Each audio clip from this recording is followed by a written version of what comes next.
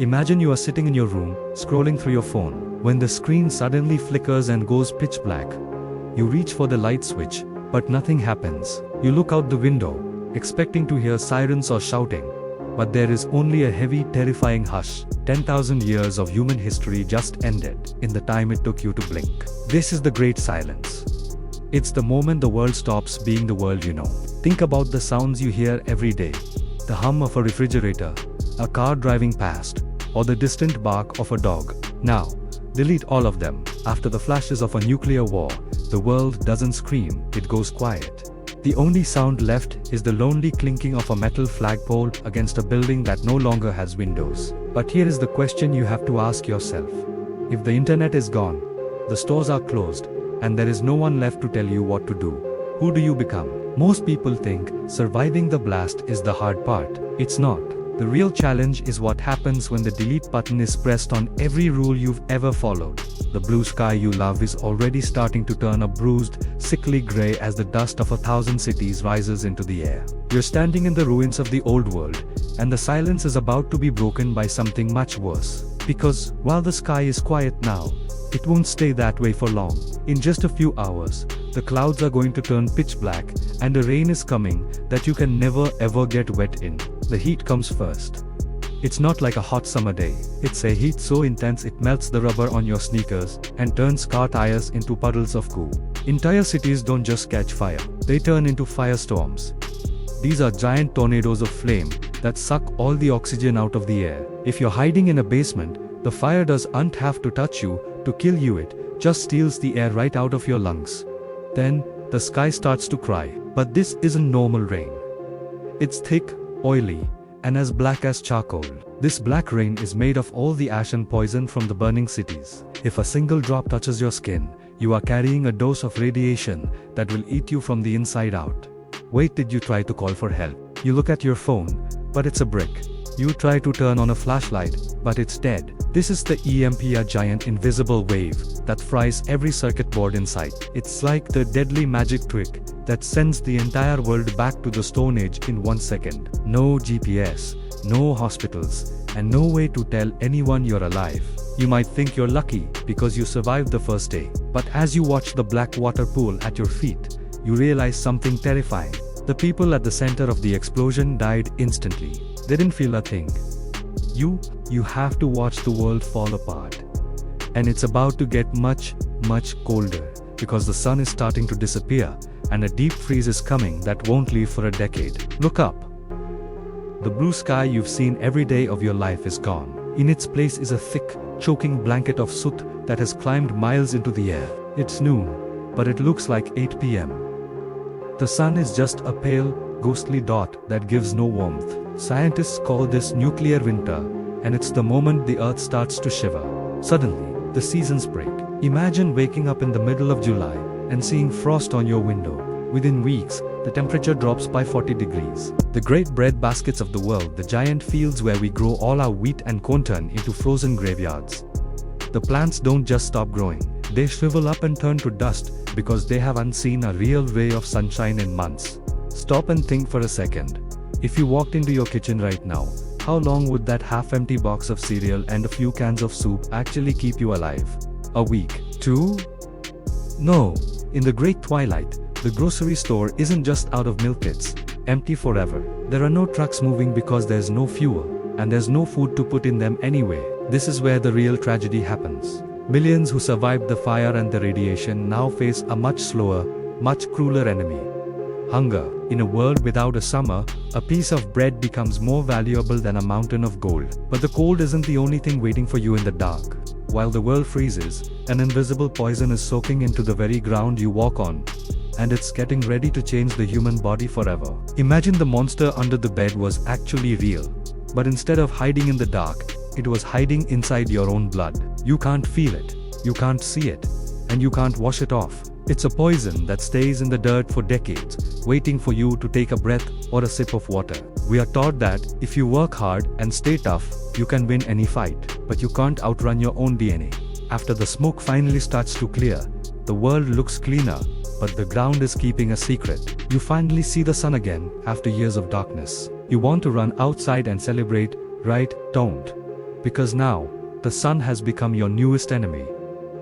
This is the long-term radiation. It's in the apples you pick and the water you drink. It slowly breaks the tiny instruction manuals inside your body cells.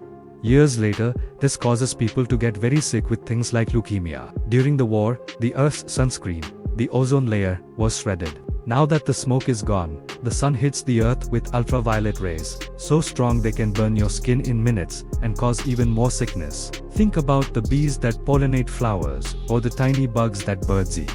If they die out from the poison, the whole circle of life snaps like a rubber band. The planet becomes a ghost ecosystem where things might look okay, but they are slowly dying out. The saddest part of the genetic debt is that it is passed down.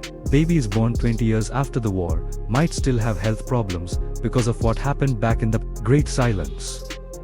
The war isn't just a memory, it's written into the bodies of the children. The genetic debt is the Earth's way of showing us that some mistakes take a lifetime to fix. Even when the bombs stop falling, the invisible war inside our bodies is just beginning. But what happens when the people who remember how to fix the world start to disappear? We're about to enter a time where a simple light bulb becomes a mystery that no one knows how to solve. Imagine you found a dead smartphone in the dirt. You know it's a magical device that used to hold all the music, photos, and knowledge in the world, but you have no idea how to turn it on. To you, it's just a shiny, useless rock. We like to think that humans are smart, but most of us don't actually know how to build the things we use. Can you make a light bulb from scratch? Can you turn a pile of dirt into a computer chip? Probably not. We rely on a giant team of experts to keep our world running. But what happens when that team is gone? In this phase, the world doesn't just lose its power, it starts to lose its memory. This is like a giant forgetting. The scientists, engineers, and doctors are gone, without schools or the internet to teach the next generation. We forget how to do basic things like purifying water with chemicals or fixing a broken engine. Everything we know today is saved on the cloud. But the cloud runs on electricity. When the power grids died years ago, our history died with them. Future kids won't have Wikipedia or YouTube. They will only have stories told by grandfathers around a fire. Instead of building new things, people become scavengers. They go into the ruins of old cities to find bits of metal or glass. A rusted-out skyscraper becomes a mine where you hunt for copper wire to use as jewelry or simple tools. Big countries like the USA or China disappear. Without phones or cars, you can't talk to someone 100 miles away. People stay in small groups to stay safe, living like humans did hundreds of years ago, farming by hand and guarding their borders. The new dark age is the moment we stop being modern. It's a world where a simple battery is seen as a legendary treasure from a forgotten civilization. We go from being masters of the planet back to being tiny voices in a very big, very wild world. But even after the cities crumble and the people forget our names, we leave behind one final thing: a footprint that will stay on Earth long after the last human is gone. Imagine a world where the grass grows over the highways and the forest is sprouting in the middle of a shopping mall. There are no sirens, no engines, and no voices. Nature has finally moved back in, but it's moving into a house that we left a total mess. We often think that the end of the world means the earth explodes or stops spinning. But the earth is actually very tough. It doesn't need humans to survive. In fact, once we are gone, the earth starts to heal itself, but it will never be exactly the same as it was before. Even if every building we ever built crumbles into dust, we have left behind a ghost that will haunt the planet for 1,000,000 years.